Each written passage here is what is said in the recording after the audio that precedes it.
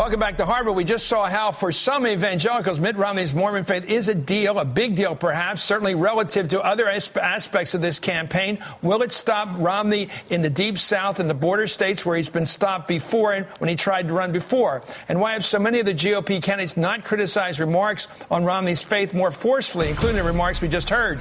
Ed Rollins is a Republican strategist who most recently worked for Michelle Bachmann's campaign, and David Corns, an MSNBC political analyst and the Washington Bureau Chief for Mother Jones Magazine. Let me go to Ed Rollins. Ed, I don't know if you caught my discussion with the Reverend Pastor Jeffress. I thought he was impressive in his way. He comes from a different background than us, but I was attentive, and I think he has something to say that seems to be important to a lot of Protestant ministers.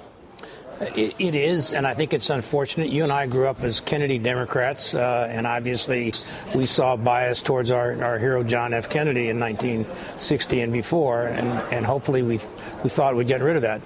I think there's a bias out there against Romney by some evangelicals. I think it's unfortunate, but it's true, and it is a bigotry, and I don't care what anybody else wants to call it. But I think at the end of the day, Romney is a strong candidate, and he's prepared to go fight that. But I'll say this, having had Mike Huckabee, who was an evangelical minister and what have you, there were a lot of very significant evangelical leaders who didn't endorse him in 2 to 4 years ago because they didn't think he could win. But I think what bothers me a little bit is there's such a part of our party today that tolerance has become very important, and I've always tried to advocate a party of addition, not a party of subtraction. Mormons, by natural inclination, many of them are good Republicans, and I think to a certain extent by one element being against another element because of their faith, and their faith alone, I think, is a detriment to our party. Let's take a look at the results, David, before we get to him. The 2008 Republican presidential primaries, they are a guide somewhat to how Romney's facing the situation. The states Romney won are in yellow. See where they are up in the Northwest. Generally, they are not anywhere in the Deep South, anywhere in the border states. He won no states there. He only won 11 states, but he won no southern or border states where evangelicals are strong. Baptists. Yes. Mitt Romney last won a general election in the very non-Mormon but tolerant state of Massachusetts. And I think he's discovering that this issue, which he tried to put to bed in 2007, is not going anywhere. And you can tell to the extent that it's sort of embedded in this contest by looking at what Michelle Bachmann, who used to work for it, and Herman Cain said this very weekend when asked about this. They would not denounce these remarks as bigotry or intolerant the way that Ed just admirably did so. They ran from this because they don't want to touch this because I think Mormonism has become the third rail of the GOP presidential primary. Well, over the weekend, many of the candidates were asked about Pastor Jeffress's comments, but most dodged, this is key, most dodged the question. Here was Herman Cain on CNN yesterday. Let's watch. I'm not running for theologian-in-chief.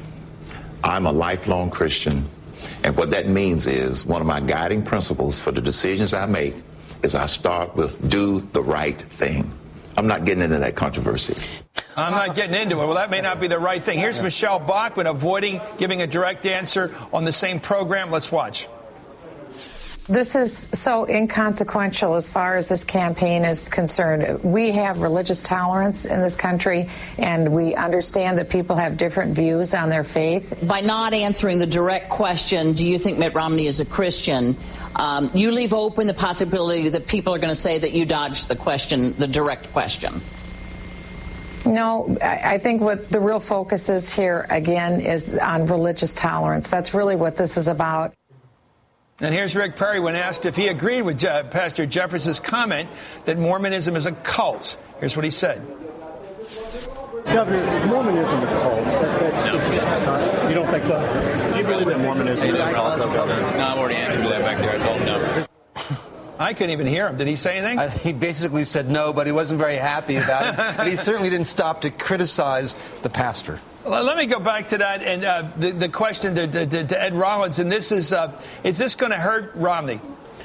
I don't think this particular incident does. I think it's brought it to the forefront, and I would hope that thoughtful people will condemn it. And once again, I think... But they're not. Well, they're not doing it. We just watched.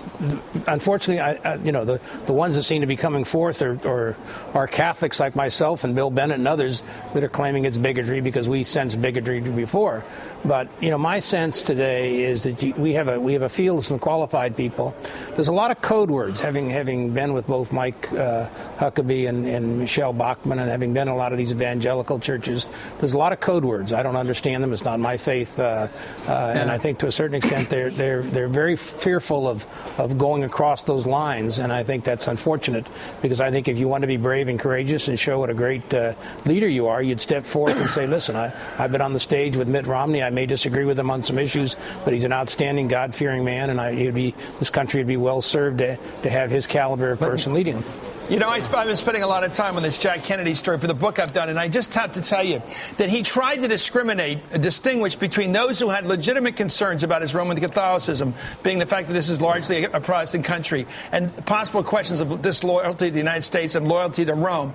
And he thought there were some people like that he had to disabuse of that. He had to tell them that he would quit if it ever came to a conflict. He wasn't going to let himself be led around by Rome against his constitutional oath.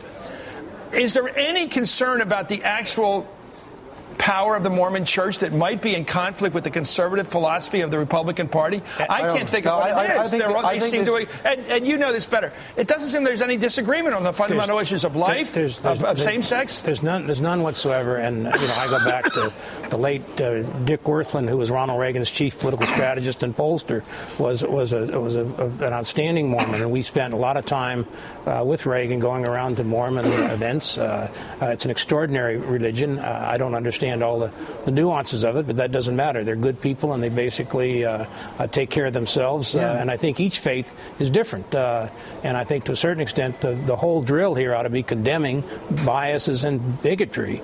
And as I said earlier, addition is the name of the game. We need Mormons, we need evangelicals, and we need Jews, and we need Christians. But have you heard anything, Dave? This is really important for our program, what we're getting done here tonight. Have you heard any concern, legitimate secular concern, about how the authority of the Mormon Church may somehow get in the way of a conservative candidate being a conservative Republican president? This is all about theological fundamentalism. If you had Pastor Jeffers on for longer, and if you'd asked him about Islam, Buddhism, Catholicism, Hinduism, and Judaism, he would have all said those are bad religions too. This is about a fundamental block of American voters who will look at Mitt Romney and say he's not one of us. It doesn't matter what his position is on abortion. It doesn't matter whether the Mormon Church is going to get a tax break or not from him.